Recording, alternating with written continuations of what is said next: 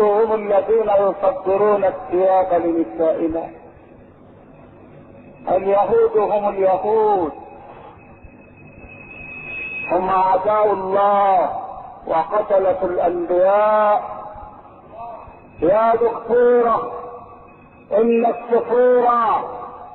السفور بدعة اليهود، وان الحجاب تعاليم الله ورسوله. فافهمي ما تقولين. ومن العار ان يقول الانسان ما لا يعلم، ويعلم قبل ان يتعلم، ولا يخاف ان يأثم، واذا اثم لا يندم. ايتها الطبيبة، لنا معك جولة بعد جلسة الاستراحة، خشية ان يضيع من قدمي الطريق. اعوذ بحضراتكم من هنالك حيث نادي الخريجين الى هناك حيث طبيبة مصر، الى هنا وما ادراك ما هنا. هنا مدرسة محمد صلى الله عليه وسلم مكتوب على بابها: وما ارسلناك الا رحمة للعالمين. ايها السادة الاعزاء، اذكروه يذكركم، واشكروه يزدكم، واستغفروه يغفر لكم، وتوبوا الى الله جميعا ايها المؤمنون لعلكم تفلحون. الحمد لله رب العالمين، واشهد ان لا اله الا الله ولي الصالحين، واشهد ان سيدنا ونبينا وعظيمنا وحبيبنا محمدا رسول الله خاتم الانبياء والمرسلين. ايها السادة الاعزاء، قالت الدكتورة بعد ذلك ان الميراث بمرور الزمان سيسوى فيه بين الرجل والمرأة، اي ان الطبيبة لم يعجبها قسمة الله تعالى وتعترض: لماذا يا رب اعطيت المرأة نصف الرجل واعطيت الرجل ضعف المرأة؟ ولو ان الدكتورة قرأت احكام الله في المواريث ما قالت مثل هذا الكلام. المرأة احيانا تأخذ نصف التركة اذا كانت بنتا وحدها، واحيانا تأخذ الثلثين اذا مات الميت وترك بنتين. والبنت لا تحجب ايا كانت الاحوال، فبنات الميت لا يحجبن في الميراث ابدا، تأخذ نصف التركة وحدها. قال تعالى: وان كانت واحدة فلها النصف. وقال الله تبارك وتعالى: فإن كن نساء فوق اثنتين فلهن ثلث ما ترك. الزوجة تأخذ ربع ما ترك زوجها إن كان له ولد، وتأخذ الثمن إن كان له ولد أخذت الثمن، وإن لم يكن له ولد أخذت الربع. الأخت إذا كانت وحدها أخذت النصف، أخت الميت. إذا كان معها أخت غيرها فإن الاثنتين يأخذان الثلثين. أما إذا كان هناك ولد ذكر وبنت أنثى أخذ الولد مثل حظ الأنثيين. لماذا؟ لأن الله تعالى جعل الرجال قوامين على النساء بالنفقة والرعاية، فإذا كان ينفق عليها ويقوم عليها وهي في بيتها معززة مكرمة فإن الغنى بالغرم. هذه هي العدالة، تلك هي العدالة، بدليل قوله تعالى: يحاسب آدم وحواء، قال: فلا يخرجنكما من الجنة. لم يقل فتشقيا، انما قال فتشقى. خاطبهما اولا بخطاب المثنى: فلا يخرجنكما يا ادم اسكن انت وزوجك الجنة. الخطاب لادم وحواء، فقلنا يا آدم إن هذا عدو لك ولزوجك فلا يخرجنكما أنت وزوجك من الجنة فتشقى. لم يقل فتشقيان أنتما، إنما قال فتشقى أنت وحدك، لأن المرأة لا شقاء عليها، فهي في بيتها معززة مكرمة مجللة. أنت الذي ستشقى يا آدم، ستشقى في لقمة العيش وفي التعب وفي النصب. هذا هو نظام الإسلام. المرأة في بيتها لا نفقة عليها، حتى لو احتاج زوجها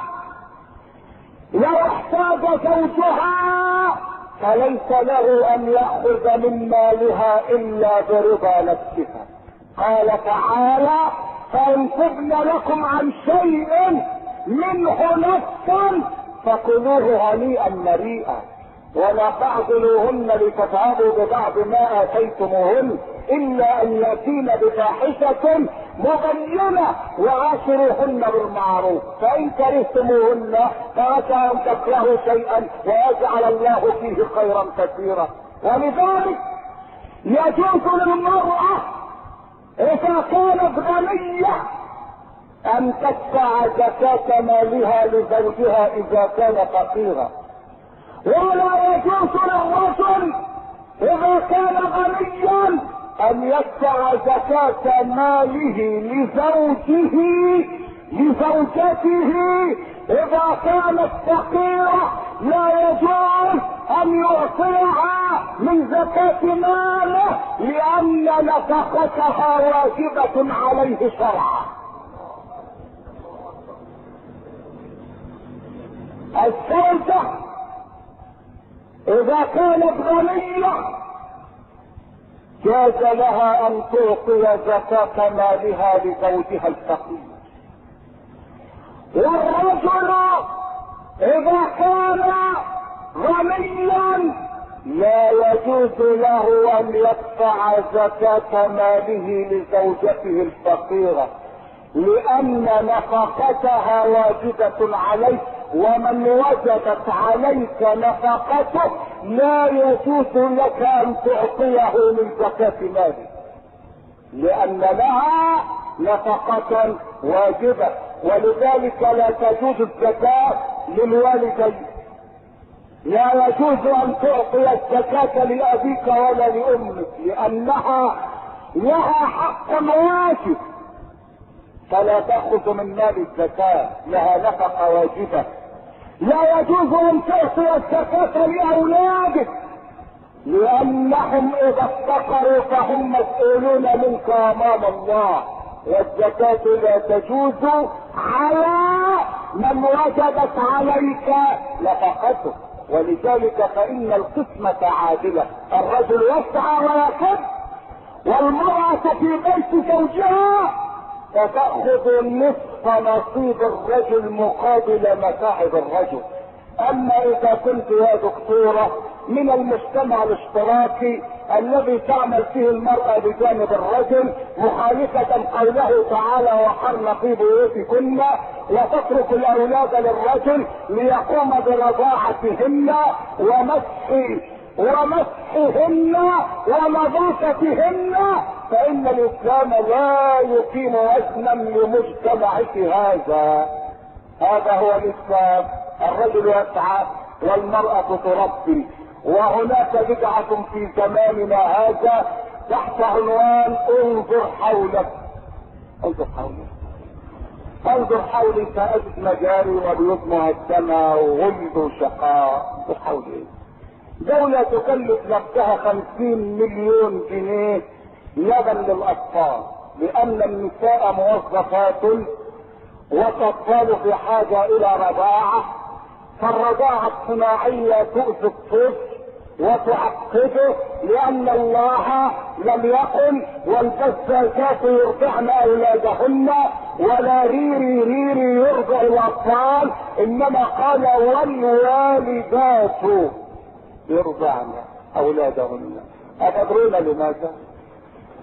هل تذكرون او هل تتصورون ان الام ترضع ولدها لبنا فقط؟ لا، الام ترضع ولدها لبنا وحنانا وتغطية، فهي عندما تضمه الى صدرها تغذيه من حنان قلبها. ولذلك فان الام التي ترضع اولادها تكسبهم صحة ومناعة.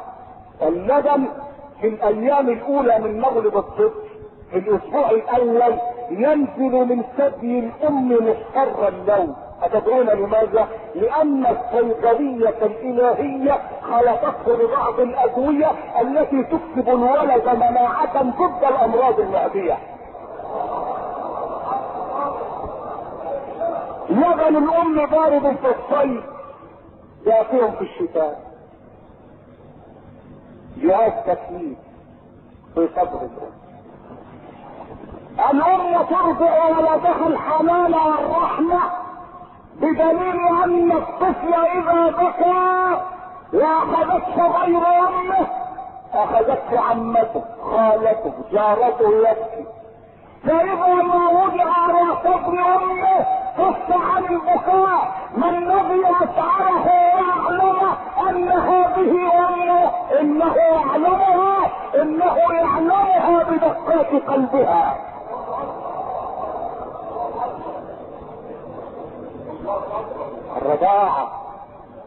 الرضاعة.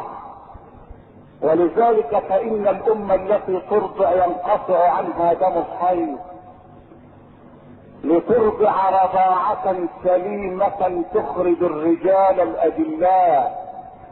أما من يوم هجرت النساء البيوت وأغلقت الأبواب واصبح الرجل يحمل في جيبه مفتاحا لان الزوجة لم تعد تفتح له، فقد هجرت عشها الامين ووقعت في قبضة السكين. اذا ضاع مفتاحه فينام على الرصيف رقم 13 في باب الحديد. البيوت كانت النساء مصابيح البيوت، فلما حجرت النساء البيوت اكسرت المصابيح ثم مات. فعاصي حدود منع الحمل. اثبت الاطباء وعلى راسهم الدكتور عبد الغني الوشاحي الطبيب المسلم الاستاذ بجامعة عين شمس، اثبت ان تعاطي حبوب منع الحمل تصيب المرأة بانسداد شرايين القلب كما تصيبها بسرطان الثدي. والدول التي سبقتنا الى هذه الحبوب الملعونة التي سهلت لبعض الساقطات ارتكاب الفواحش، الدول التي سبقتنا وضعت الامهات اولادهن مرضى بامراض السرطان. اطفال انظر حولك، انما قل انظر فوقك لتستمد الرحمة من الملك الاعلى. والله ليست مشكلتنا مشكلة فقر مادي، انما مشكلتنا مشكلة فقر اخلاقي. انظر فوقك وقل يا رب، تجد الله توابا رحيما، تجد الله قريبا مجيبا. 50 مليون جنيه لبن للاطفال، وسعوا هذا المبلغ على النساء الموظفات وقولوا لهن يا ايها النمل ادخلوا مساكنكم ربوا اولادكن. وسعوا الملايين على النساء وعمروا البيوت كما كانت. اصبح الرجل يتزوج في الثلاجة لا يأكل الا منها قطعة جبن اكل الزمان عليها وشرب وتمضمض واستنشق، قطعة جبن معفنة. البيوت اصبحت خاوية من الراحة ومن السكن، وبعد ذلك تطالب الطبيبة بالمساواة وتستأنف حكم الله امام محكمة النقض. ان حكم الله لا يقبل النقض ابدا، ان الله عادل. اذا اعطى الرجل ضعف المرأة فقد اوصى الرجل ان يكرم المرأة، قيل لرسول